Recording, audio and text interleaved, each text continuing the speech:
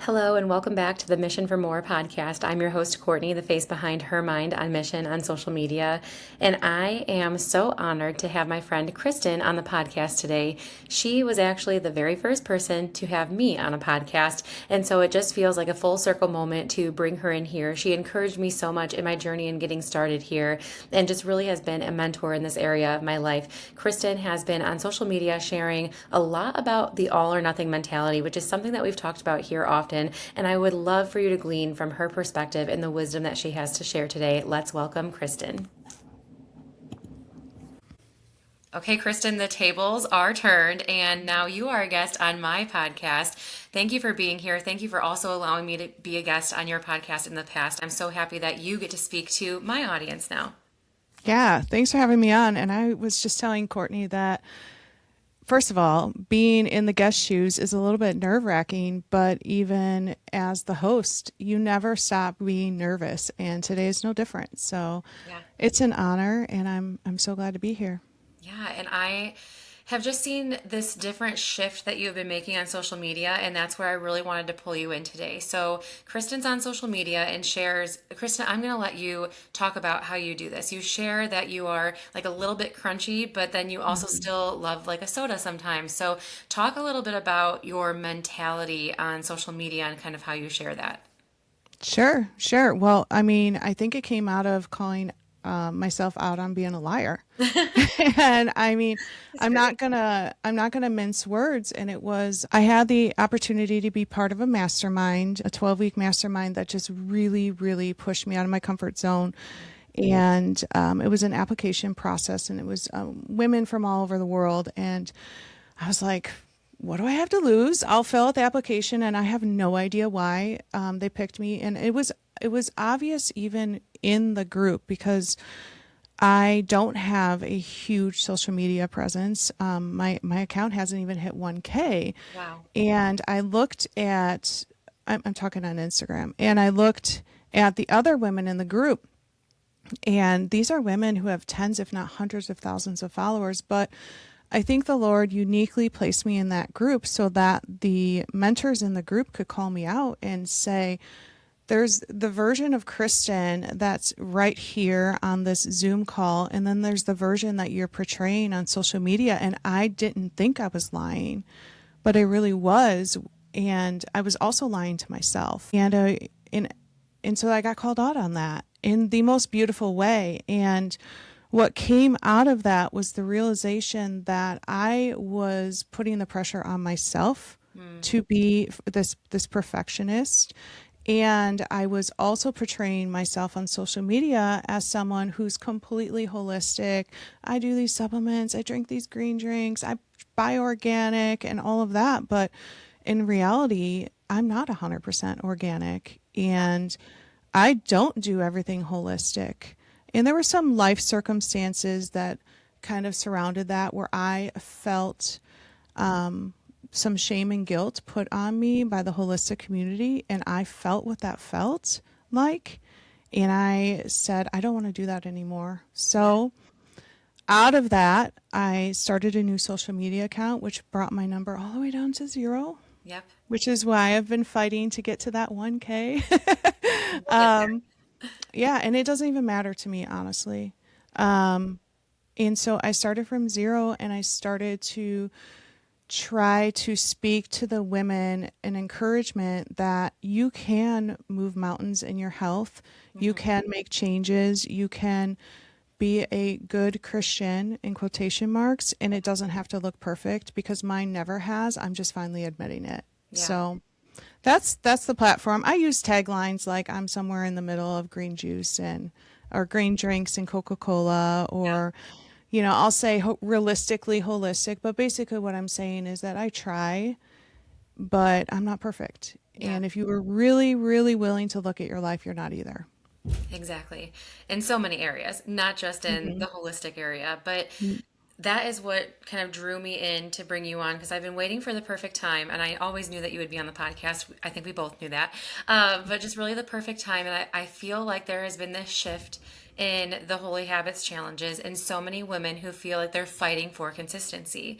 And we miss the mark of consistency when we're aiming for all or nothing because shame comes in, tells us we're not enough, knocks us off, and then we feel like we have to start over on Monday.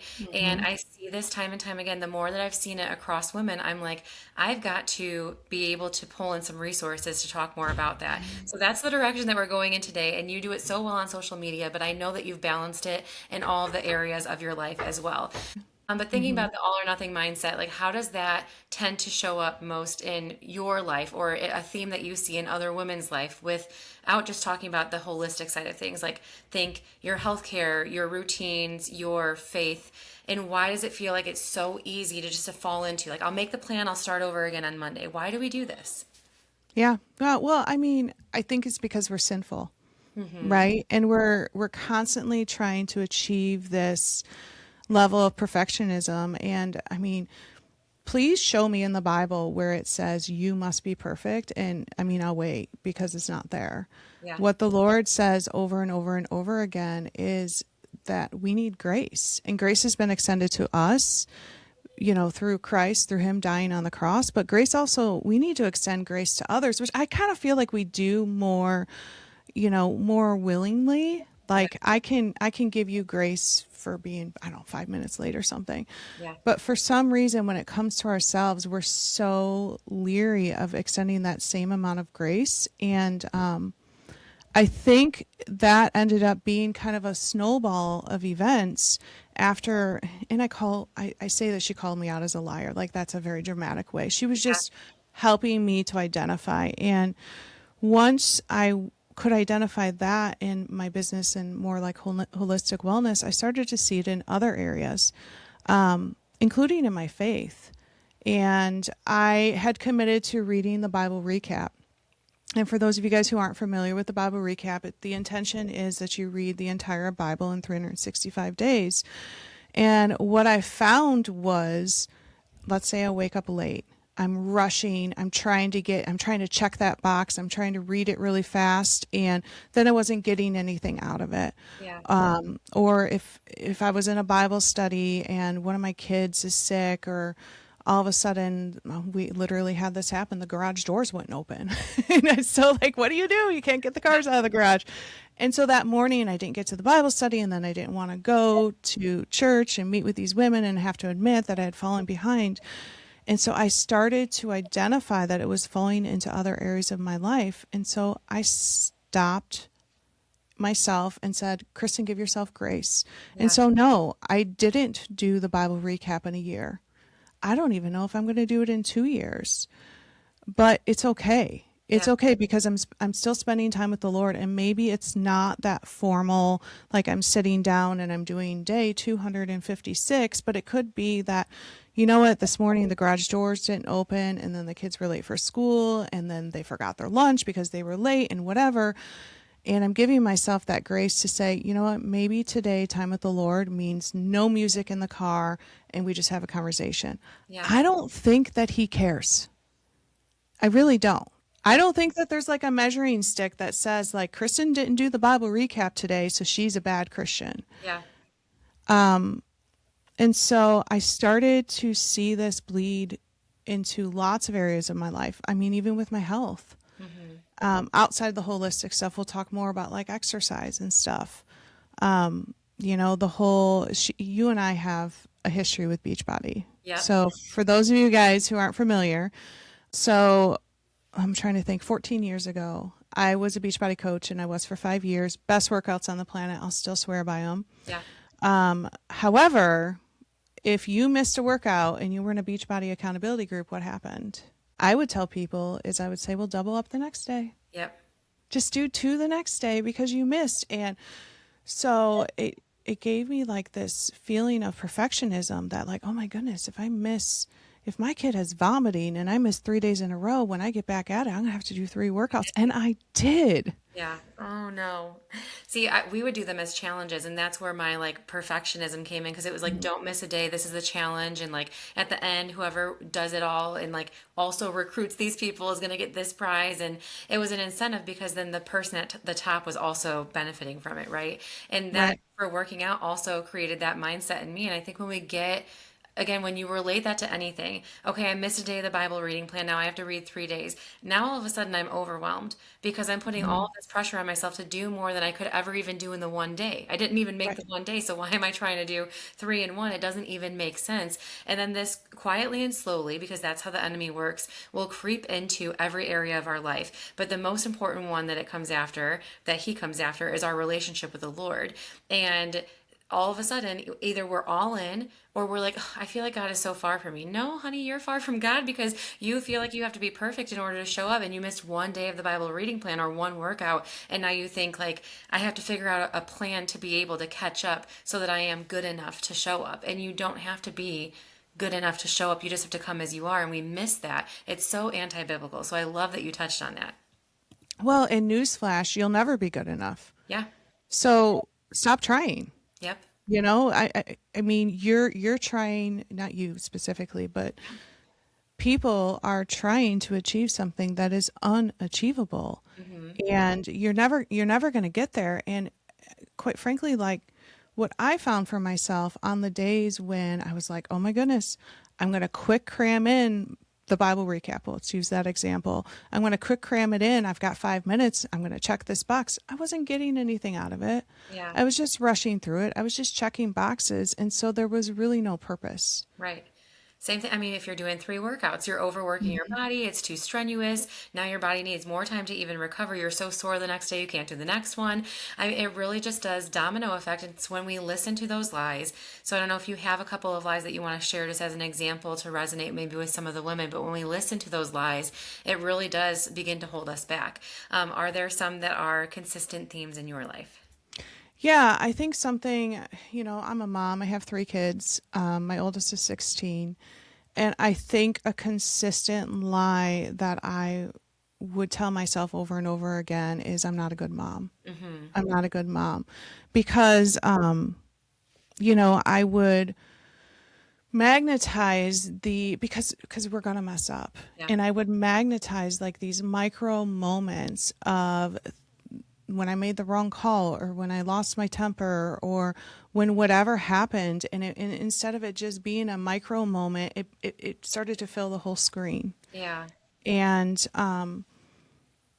that is something that I've struggled and continue to struggle with because I don't know anyone who's a mentally healthy mother Yeah. who doesn't want to be a good mom. Yeah. And so that all or nothing approach can seep into everything. Even like with my husband, Yeah. like he left his socks on the floor. Well, he doesn't appreciate me. I'm not a good wife. Mm. He doesn't see all the things that I do. And it's just so, we are so quick to let that lie bleed into every part of our lives. Yeah.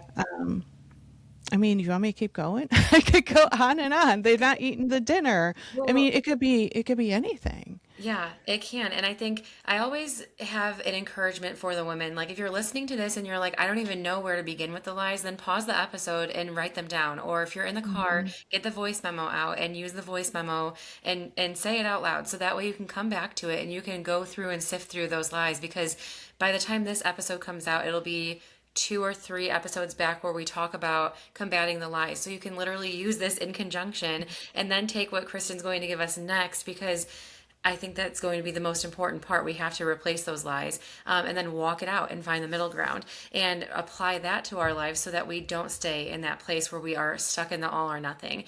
Because, yes, there's lies that take root that we kind of play into based on our identity, but then there's the all or nothing mentality that has its own little lies attached to it. And if we are not perfect enough, we feel like we're failing. Or if we are perfect, we're so prideful that we're still just silencing the voice of the Lord. And there's a middle ground that is so good to find, because it's that balance that keeps us, in my opinion, so close and connected with the Lord, and that's where we are going to begin to thrive.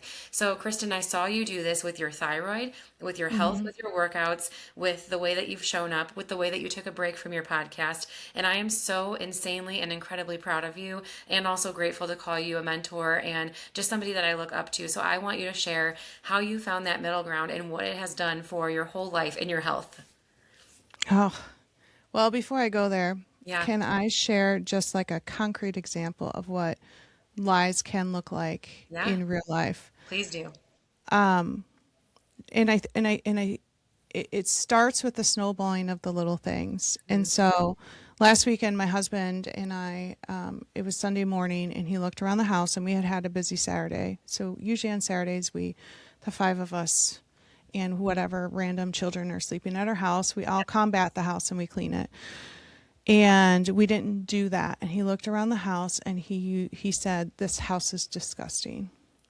And if you guys are listening, you know what that feels like. And Yeah, I'm looking around the house, and I'm like, I did my best this week.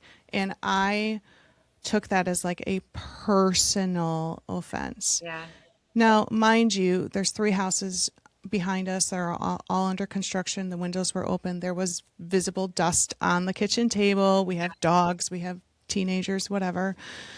And then fast forward, I made tacos for dinner, and we didn't have the right kind of tortillas. We had corn tortillas. And okay, so I get a complaint. Oh my goodness, there's no flour tortillas. And I'm like, no, I didn't have time to run to the grocery store. It is what it is. And then one of my children comes in and is, I'm not eating this. What am I supposed to do? I don't like corn tortillas. Mom, if you can't handle dinner, then just ask for help. yeah, Now, mind you, this is a child who is very helpful. yeah, So she was saying it as in, ask for help. I could have run to the grocery store. I could have helped you prepare dinner. But the lie that I had already had planted in my head from the it's disgusting was you're a failure, you're not a good mom, you don't know what you're doing, and granted, there was lessons on the other side too. yeah, That their words are also powerful, but what we were able to do is come together and say, that wasn't appropriate. But also, I was able to say, how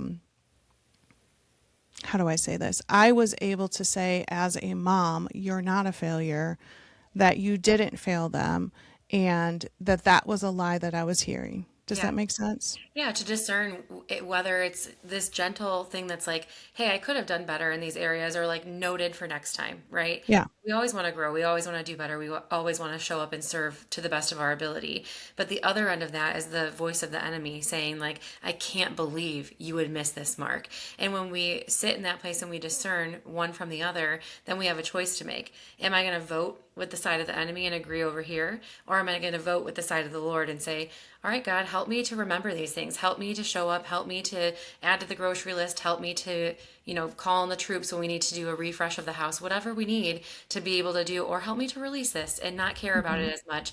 And voting on that side will help us to be set free from that overarching theme that we need to be perfect in order to show up for the people that we love. Because really, if it's unconditional reciprocal love in our lives, which we do have with our husbands and our children, then they're not looking for me to be perfect, and they're allowed to voice their concerns the same way that we complain or stomp our feet around the house sometimes when we don't see that they've picked up the mess that we asked them to pick up. We have to allow them to say the things and be human too. Right. Right. Yeah, it was definitely a moment, and it was definitely a moment of growing on both of our ends, Yeah. because it opened up a lot of conversation. Yeah. So lead me into this middle ground that really did bring you so much healing. And I mean, the thyroid picture that you recently shared, that was huge. And I know before it would be really hard to get there if you're like, all right, all or nothing, cut out gluten. So you had to have walked this road that kind of bridged from one end to the other. And I want to hear more about it. Yeah, yeah, and I guess I could start by sort of defining what middle ground means for me. Yeah. And we kind of touched on it already, but middle ground for me means the it means grace Yeah. and letting go of control. And what I have found through this whole process is that I am the world's most controlling person. Okay. And Own it, I, sister, own it. yeah, and it was definitely a process. Like I even used to really, really be crippled by anxiety. Mhm. And going through that was really kind of like my first real transformation, was getting to the root of anxiety and what's really going on there. And even in that, I found it was all about control, that I would fear the outcomes because I was trying to control them, which we never really have control anyway. And so once I sort of got a handle on that, and that kind of started to, it pops up every once in a while in certain situations, but I think it does for everybody. We have Yeah. certain worries. Like I have a driver now, like, you want to talk about anxiety? Like, it's a good thing we have Life 360, because I'm like, why is she still in Target parking lot? She was supposed to be home 4 minutes ago. Like, so I think some anxiety and some wanting to control is normal, but the word for me with the middle ground is grace. And Yeah. so, sure, I'm always going to try to do my best, because I believe that the Lord gave me talents. You did. And the Lord gave me talents, and I'm going to approach those talents, and I'm going to try to produce the best podcast episodes possible, as are you. I'm going to try to show up on social media my best face forward, and so are you. And I'm always going to try to do my best, but allowing that letting go of control and giving myself grace, for me, has allowed myself to let go of that all or nothing thinking. Yeah. And I really started focusing on the 80%. Yep. And so I I even had a mentor tell me recently, never fill your calendar to 100%. Yes. And Yes. Say it again. and as someone who time blocks everything down to take a shower, eat breakfast, bring my son to school, you know, cl- uh, get dinner ready and clean up the house, like I do that because I run a business, I have a podcast, I have 3 kids, my husband has a business, I have two dogs. Like, if I don't do that, my life will go somewhere. And so when this person said to me, don't ever fill your calendar over 80%, I didn't get it. But the thing is, if you fill your calendar to 100%, you're not leaving room for the Holy Spirit. Yes. And those moments, like I had happen this morning, as I'm blow drying my hair to get ready for this, I get a text that says, "Hey, do you have time for a quick phone call?" Yes. Yes, I do. I have time for a quick phone call, and it ended up being a 54-minute quick phone call. Yeah. But had I jam packed this morning, I wouldn't have been able to have that phone call. Yeah. And so some of that, and so then I apply that across my entire life, that I'm trying to do my best. So when it comes to eating healthy, I'm going to eat healthy 80% of the time. Yeah. 80% of the time I'm probably a fairly good mom, but 20% of the time I'm terrible. you know 80% of the time I make my bed, I'm trying to think, did I make my bed today? I'm not even sure. Yeah. And so if you start giving yourself grace and letting go of that control, you find yourself a lot more at peace. And I think that that's what happened for me. I love that. I love that. We need to lean into grace. And I think when we don't, it's out of a place of pride or out of a place of we've shamed ourselves so much into a place of perfection that pride has taken over and we don't even realize it. And it came from a root of shame. And I know so many times in my life I did that, the 100% calendar full, because I didn't want to say no to anything. If I said Hmm. no, what if I missed an opportunity? Well, the Lord's not going to let me miss an opportunity that He set out before me. And I will know more and better and with more confidence if I would leave room to sift through it with Him and to pray through it with Him. But if I have to go all day long, I'm not going to have that room, and it's not going to feel good at the end of the day when I know that I've missed the mark because I'm not leaving room for Him. And you have to be able to receive grace. And if you're stuck in the all or nothing mentality, you won't receive it. You won't understand it because you're like, it doesn't make sense. Either I failed or I did it. There's no middle ground. But when you recognize His grace and you know His love for you, you see the middle ground and you want to stay there because you know it's better than either opposite end of the extreme. Yeah, yeah. And I just wanted to touch a moment on division as well, Yeah.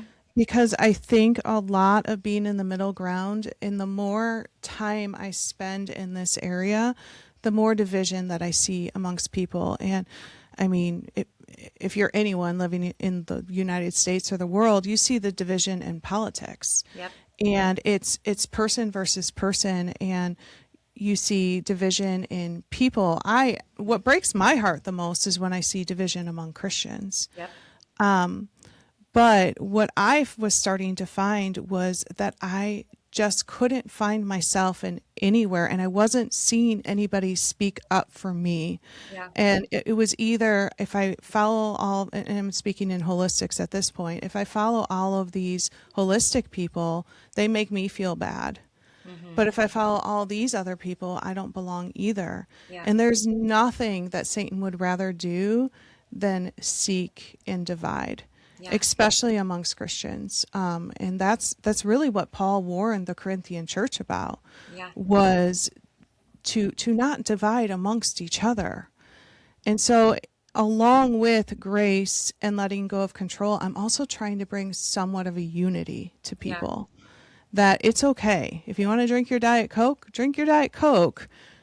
There's room for you here. There's room for you at my table. Yeah, I love that. And you can see that you're portraying that online. So I want to encourage you that the message that you're trying to get out there is being sent out. And I know as more people find your page, they're going to be like, finally, I feel so heard. And it's just a beautiful thing. I love seeing the shift in your content there. Yeah, yeah. So talk to me a little bit about how to take some steps to kind of get out of slipping into this all or nothing mentality or slipping back into it. What do you normally do? How do you catch yourself? Yeah, and I love this question because I really had to ponder, how do I catch myself? Yeah. And I think the first thing is to have people in your life.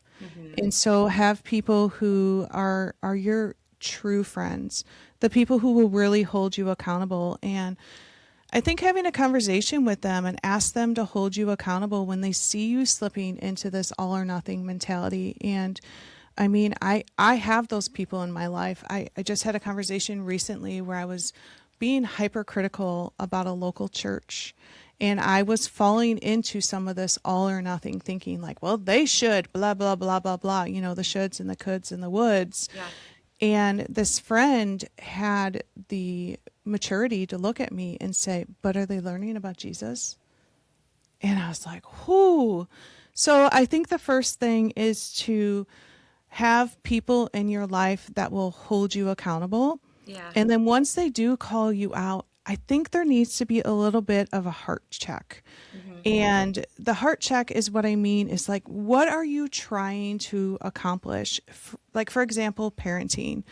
Courtney and I were talking earlier in this episode about like the reality check that comes with teens of like any kind of perfectionism that you were trying to, uphold will kind of come crashing down because they're their own individual, and you really do lose control once they start to hit those teenage years. But do a heart check in that perfectionism of, am I so concerned about this because of what other people are going to think? Yeah. Am I so concerned about this because that was my redemption story, that was my story, that my family was going to look like this and my kids were going to do this and they were going to, do a heart check. Is it about you? Is it about your perception? Is it about this portrayal that you're trying to put up on social media, and now that has come crashing down because what you're portraying isn't the same as what people are seeing in reality? And those heart checks are hard. They're super hard. Yeah. But you have to do them. And so that's what I would say. I would say have the people that hold you accountable to help point them out if you're not able to yourself. Yeah. And then after that, go through the process of, is it because I'm trying to measure up to something? And what am I trying to measure up to? Because there's only one. I call it the God-sized hole. Okay. And I envision in myself that I have this hole, and it always reminds me of that like little toddler toy where it's like that. It's like a square and it has all the shape. What are those things called? The shape sorters. Yes. Yeah. And so it's as if I have this circular God-sized hole, and I'm trying to put a triangular shape in it. And it's like, it doesn't fit. Yeah. I'm getting so annoyed. And I fill it with pride, control, addiction, anxiety, you name it, Yeah. perfectionism, and it's never gonna fit because it's not meant to fit. Yeah. And so that's always a giant God check, not God check, gut check for Yeah. me to see, is it because I'm trying to fill myself with something and it's just not going to fit? Yeah. Oh, that's so good. That's so good. And it's good to take an inventory of the things that are in our lives and how we are setting ourselves up to how you mentioned like don't have your calendar at 100%. What is God trying to tell you? Are you leaving room for him? Do you have that person? And also, can you receive from that person? Because you have to be able to hear the hard extra, 10% that they're giving you. I know that I've gotten that with a couple of my friends, and one, we pray together every day, like just voice memo back and forth. Mm-hmm. And I will literally be like, hey, this is where I'm at today. I don't know why I'm feeling this way. I'm irritated about this thing. This is what's going on. Check on me in like 2 or 3 hours. I don't want to stay here. And I will work during that time to be like, okay, I'm releasing this. I know she's going to check on me. I want to be in a good place. And sometimes I'm not. I'll be like, I'm a little bit better, but I'm still just like in a funk today. I don't know what's going on. I appreciate your prayers and I'll let you know how I'm doing tomorrow because there are times where it's just like, weird things happen all day long and you just feel like you're falling behind all day long, or you get comments about the house and then about the tortillas and you're like, I don't know if I can come back from this because I was already not in a great place in my Mm-hmm. mind starting in the morning. And you have to understand like God can work in a minute, but he can also take you through this throughout the night and into the next morning and then reveal something to you as you're still processing. Sometimes we need the slower process to really understand the fullness of what he's doing. Don't rush the Holy Spirit, but stay in step with him. And so if you know that he's asking you to leave room or to set something down so that you can go a little bit deeper into maybe that extra 10% feedback somebody gave you, sit with it and really ask. And that's where the heart check comes in. Like Kristen said, am I doing this because I want to show, and perform? Am I doing this because I want my kids to say great things about me once their friends come over later today Mm-hmm. and try to make up for like the bad attitude I had yesterday, or whatever it is that we do to try to like cover up the sin in our life, because that's really what it is. I mean, it started in the garden. They ran and hid because they were naked and they were ashamed. And I talk about that all the time because it's like it's been happening for all of history, and that's the point I'm trying to make there. And just recognizing like it is in our human nature to fall victim to those lies, but it's also in our human ability, our God-given ability to make a choice, to choose to then get back up inside with the Lord and not go into stressing and striving and controlling and all the things that we kind of mentioned here. Yeah, yeah. I have a friend who calls that Adam and Eving. Okay. Like she uses it as a verb, and she's Yeah. like, "Would you stop Adam and Eving this?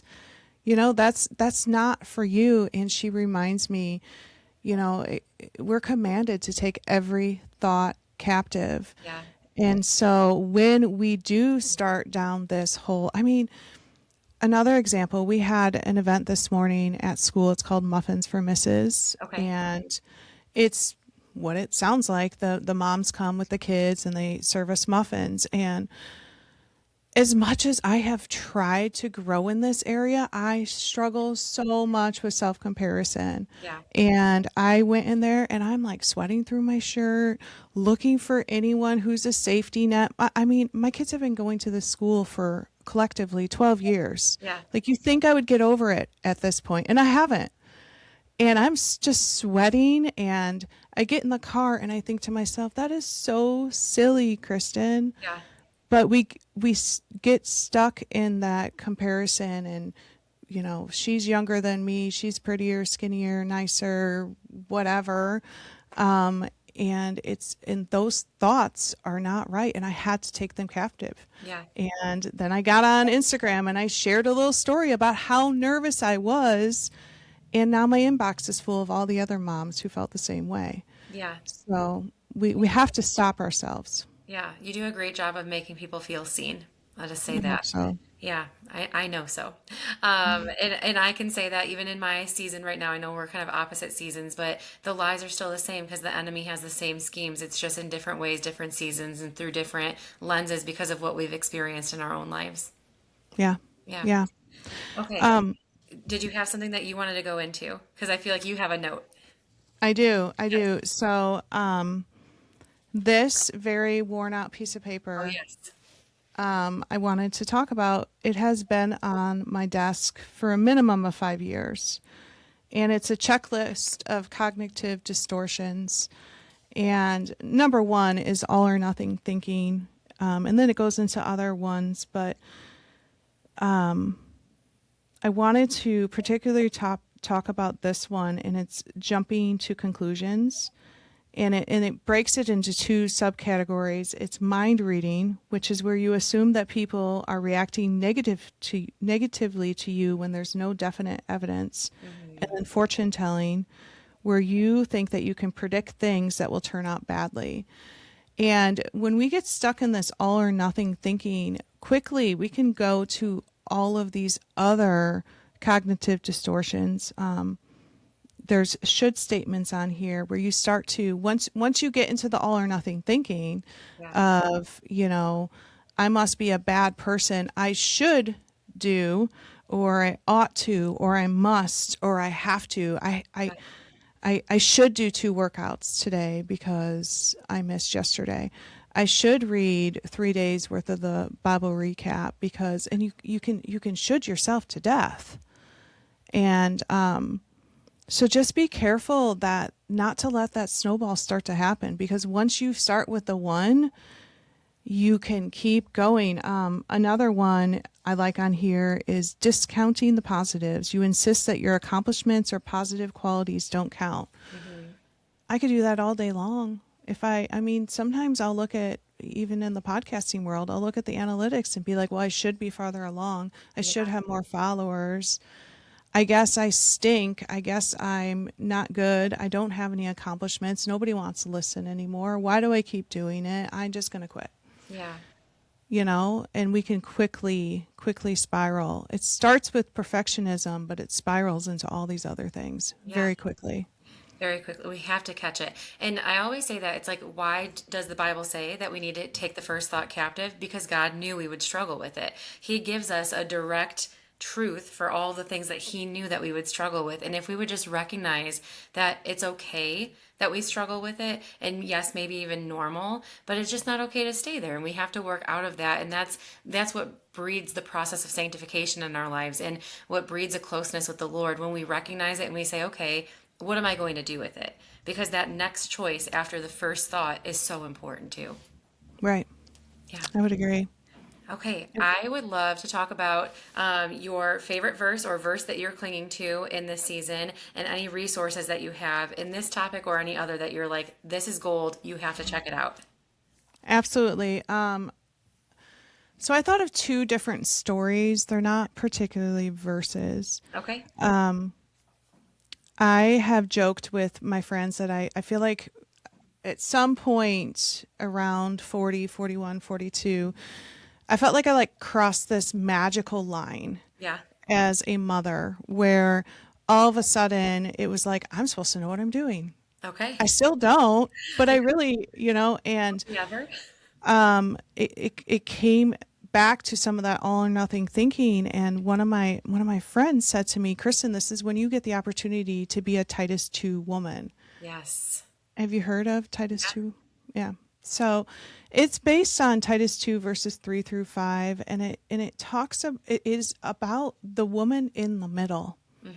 And that is exactly where I am right now. And that's exactly where I hope that some of your listeners will be in all types of your life, all areas of your life, not just in your age. I mean, I'm in my 40s, so I can chronologically also be in the middle. But it talks about how you sandwich yourself between women that mentor you and then the mentoring of other women. Yeah. And so that was something that I really wanted to encourage your audience to, that it goes both ways.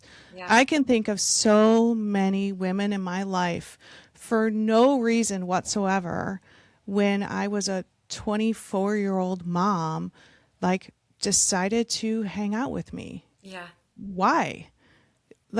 I'm sure they were probably in their 40s or late 40s, early 50s at the time. Why did they take time out of their very busy schedule? But they saw something in me, and to remind myself to do that to other people. So that is something that I really cling to a lot. Yeah. Women like you in my life, you're a little bit younger.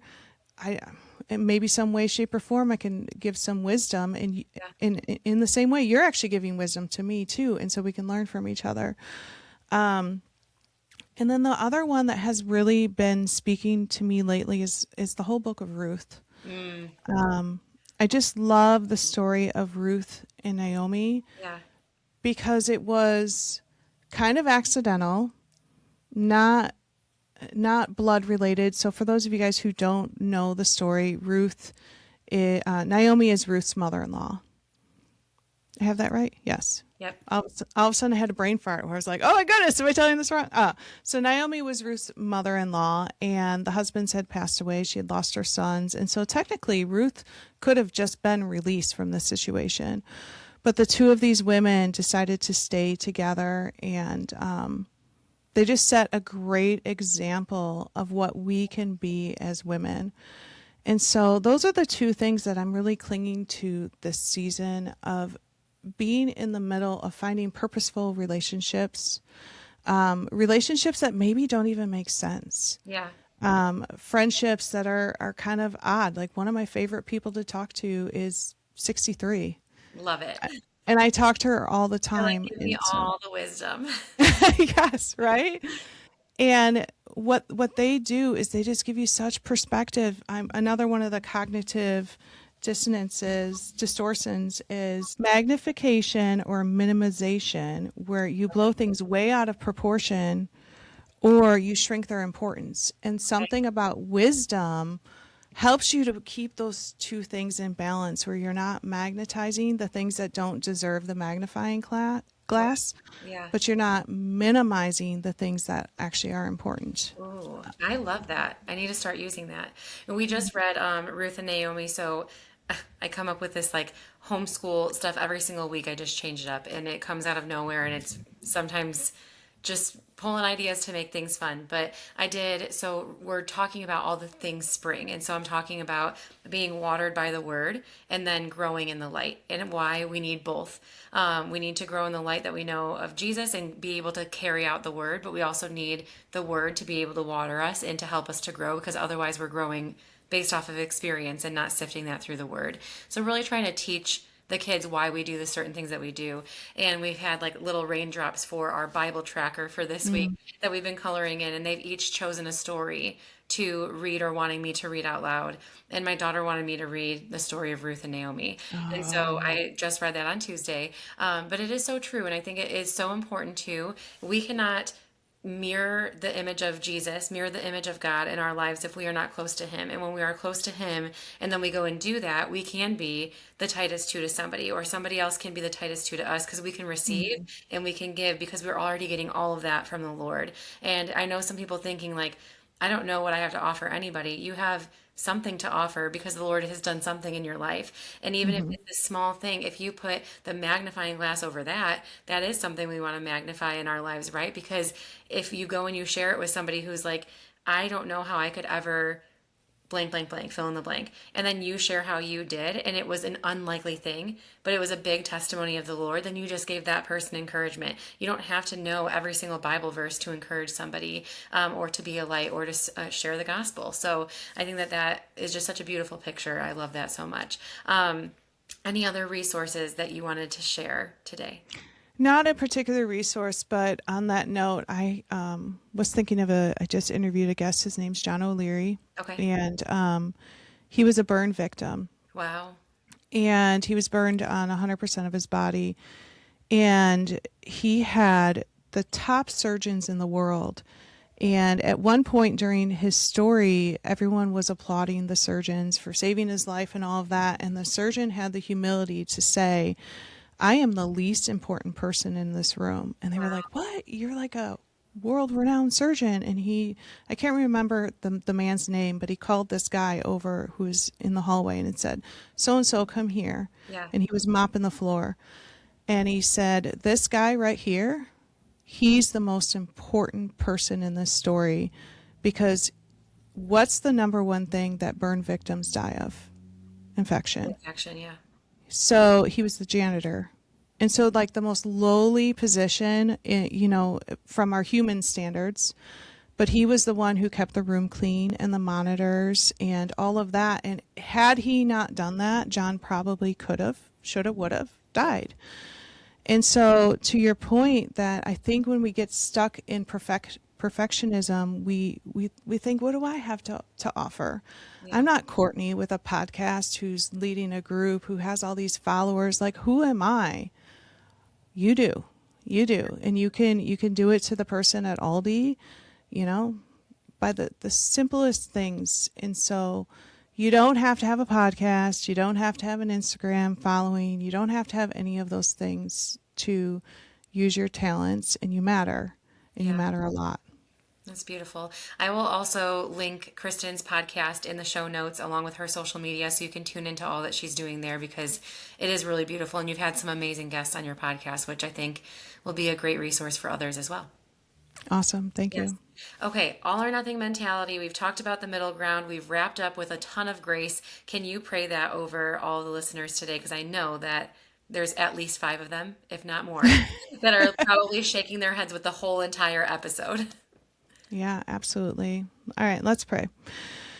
Oh, dear Jesus, we just want to lift up these women that are listening, and I can guarantee that 100% of them have heard some nugget in here where they're raising their hand and saying, yes, Lord, that's me. Yes, Lord, that's me.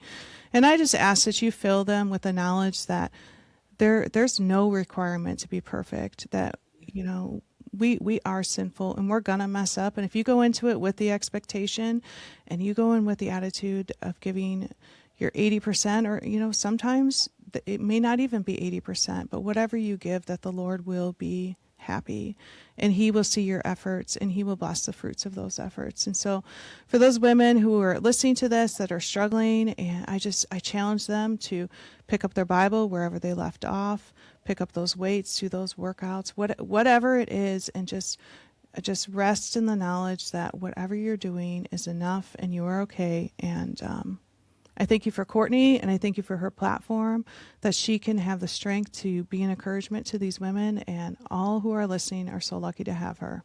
In your name alone we pray. Amen. Amen.